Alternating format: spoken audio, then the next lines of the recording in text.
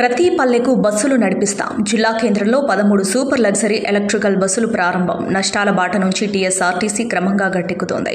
RTC కార్మికులు, ఉద్యోగులకు జీతాలు ఇవ్వడానికి గడ్డు పరిస్థితిని ఎదుర్కొన్న సంస్థ యాజమాన్యం ఇప్పుడు లాభాల దిశగా పయనిస్తుందని బీసీ సంక్షేమ, రవాణా శాఖ మంత్రి పొన్నం ప్రభాకర్ హర్షం వ్యక్తం చేశారు. నిజామాబాద్ బస్టాండ్లో నూతనంగా 13 ఎలక్ట్రిక్ బస్సులను ప్రారంభించారు.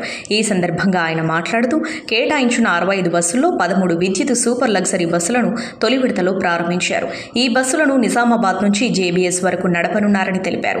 ఎలక్ట్రిక్ బస్సులతో పర్యావరణ రక్షణ కోసం భవిష్యత్ తరాలకు కాలుష్యరహిత వాతావరణం అందించడానికి ఎలక్ట్రిక్ బస్సులు అందుబాటులోకి తీసుకొచ్చామని, దశలవారీగా డీజిల్ బస్సులు తొలగిస్తామని, ప్రతి పల్లెకు బస్సులు నడిపిస్తామని పేర్కొన్నారు.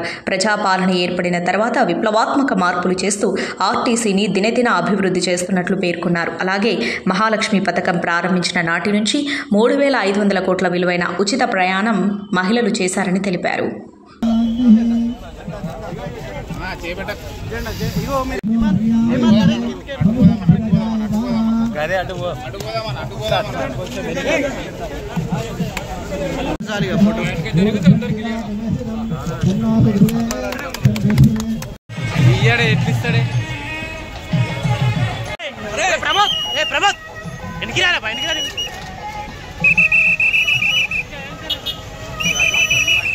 Hi everybody, this is Kiriti Damaraju.